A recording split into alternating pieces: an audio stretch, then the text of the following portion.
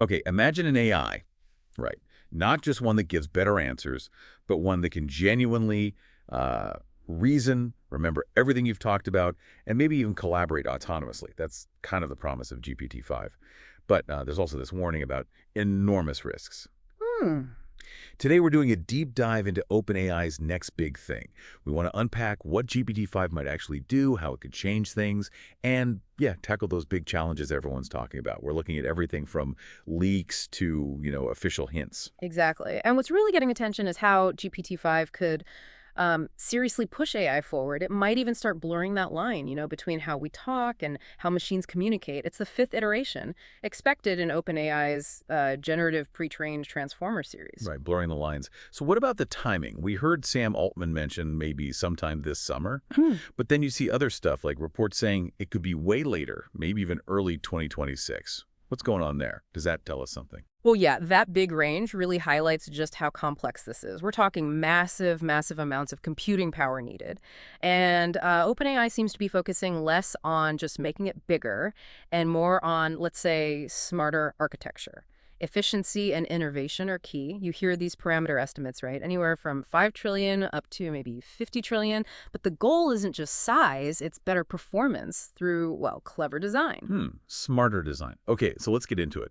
What are these like game-changing features that will really make GPT-5 different? Multimodal integration seems to be a big one. Oh, absolutely. Multimodal is a huge leap. It means GPT-5 isn't just text. It can process, understand, and generate stuff using text, audio, video, images, all potentially at the same time.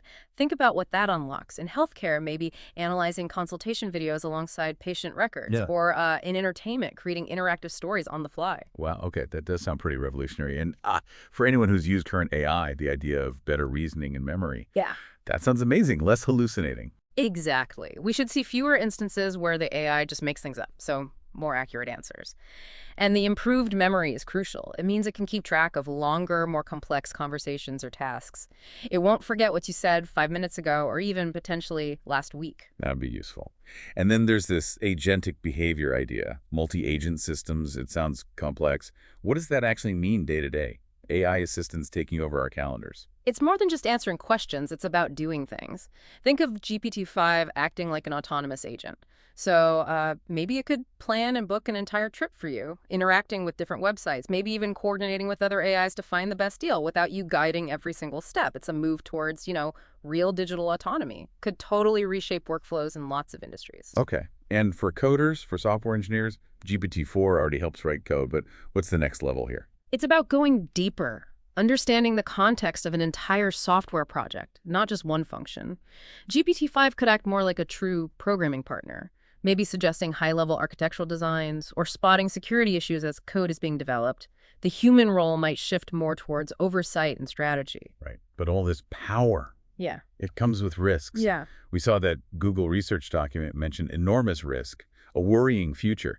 That sounds pretty serious. What are the specific threats they flagged? Yeah, that report definitely raised some eyebrows. Cybersecurity is one, the potential for an AI like this to find and exploit system vulnerabilities, possibly without being detected easily. And then there's the risk of deception, creating really convincing fake information, maybe manipulating opinions for political reasons, that kind of thing. And the idea of it helping create weapons or develop new terror tactics. What makes that different from just looking stuff up online now? It's the synthesis, the optimization. An advanced AI might not just find existing information, but potentially figure out new, more effective, or maybe currently unknown ways to do harmful things. The report also mentioned its potential for autonomous planning long-term, sneaky planning, adapting if it hits roadblocks, maybe even creating other dangerous AIs. That's a concerning thought. Yeah, it's definitely a lot. Incredible potential, but wow, some serious risks too. Absolutely. And OpenAI, for their part, says they're building in safety measures from the start. Automated testing, trying to tackle bias and those hallucinations we talked about. But responsible use is key, right? Being transparent when content is AI generated, protecting data privacy, constantly working on bias, and always having that human oversight. So wrapping this up, GPT-5 looks like another huge step in AI. It promises amazing capabilities that can really change how we work, how we interact with tech. But that power clearly comes with responsibility. So the big question for you listening is this.